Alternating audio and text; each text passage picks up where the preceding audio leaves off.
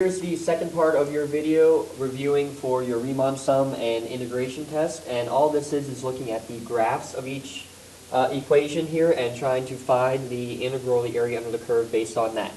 So in this first one, the integral from 0 to 2, all I'm going to do is I'm going to look at 0 and I'm going to look at 2 and I'm going to see what kind of shape or shapes I can make here. Well, first of all, you should pay attention to where the x-axis and y-axis are.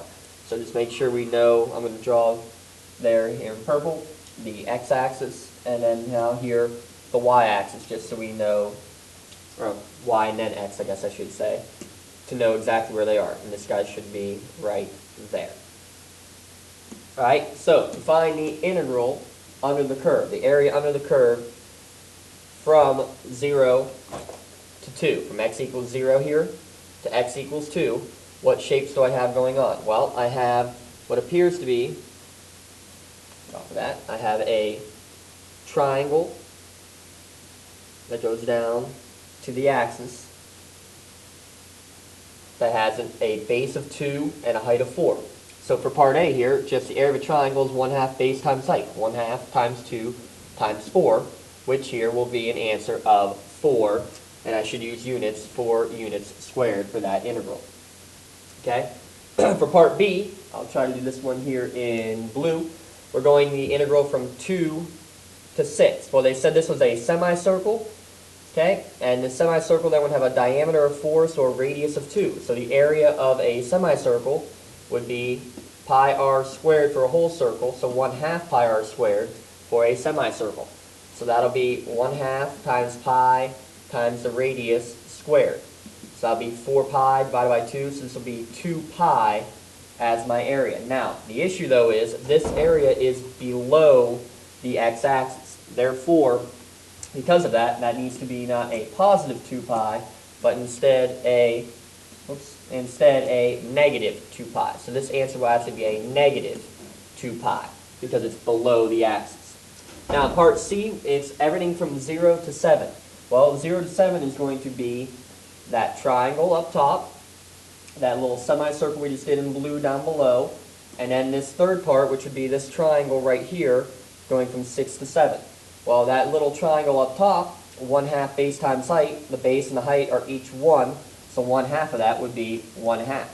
And we already said that the triangle here was 4. We said that the circle below was a negative pi. So all I'm going to do is add all those together to get my final answer, which would be like 4.5 minus 2 pi, or if you prefer fractions, 9/2 minus 2 pi. This is probably how it would be written if it was a multiple choice answer on an AP test, because they prefer fractions over the decimals. Alright, let's look at another set. We have another graph here doing the same thing, getting in terms of area. So for this first one, from 0 to 2 again, so here's 0, here's 2. Again, it might help to draw out a little bit more boldly your axes. So I'm going to draw out the y-axis here. Let's make it a little more bold so we can see it. And I'm going to do the same here for the x-axis, which is right there. Just to make it a little bit bolder and easier to see. Alright, so from there, what we're going to first look at again is from 0 to 2. So, from 0 to 2, what shape or shapes do I have? Well, here's the line right here, so I kind of have this little triangle part up top, but a little rectangle below it. So let's first look at the triangle. The triangle would be 1/2 base times height. The base is 2, the height is 2, so 1/2 base times height. But I also have this rectangle, which is just a base times height, 2 times 1. So when I add that together, I should get, this should give me a 2. That should also give me a 2, so that should give me a total area there of 4 yet again.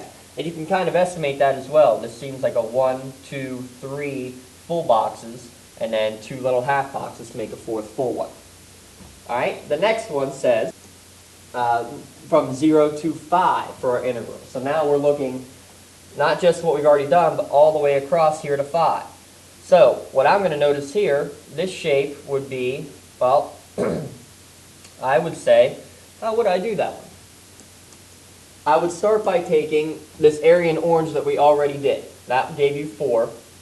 What I'm also going to look at, this next area right here is just a rectangle, which is 3 blocks, 3 by 1, so that gives me a part of 3. And I'm also going to have this part here in pink, which makes me a triangle, which will give you 1/2 base times height. The base is 2, the height is 3, so that area will also give you 3. So this total area from 0 to 5 is going to be 10. And again, you can kind of check this back, see if that makes sense. 1, 2, 3, 4, 5, 6 total blocks. Actually, 1, 2, 3, 4, 5, 6, 7 total blocks. Those two halves make it 8. And then these guys right here will add up to your 9 and 10. For the next problem, part C, it says from 5 to 7. Well, what we should notice for 5 to 7, first off, is this shape right here, a triangle, but is below the x-axis. So this needs to be a negative value in the end. Well, I have a triangle, again, 1/2 base times the height. The base is 2, the height is 3. So it's 1/2 base times height. So this will give me an answer of a -3 for part C. Again, negative because it's below the axis. Alright, and then part D, I'm going to do part D down here. Part D is the entire thing from start to finish. Alright, so, well, let's again see what we already knew. We knew this part here in orange was a value of 4. This first section was 4. We knew this part in blue was 3. How if I make it blue? This part in blue here was a 3. The part in pink we said also was 3. The part that I did in brown down below was a -3. And then we need to figure out what the rest of it here is, which I'll do in red. So what I'll look at here for this last part from 7 to 9, I have a little square that's happening already, plus this little triangle. So to find that part right there, well, the square is going to be a 4, 2 by 2. This guy, for a triangle, 1/2 base times height. 1/2, the base is 2, and that's 1. So 1/2 times 1 times 1, or times, I'm sorry, the base here is 2, not 1.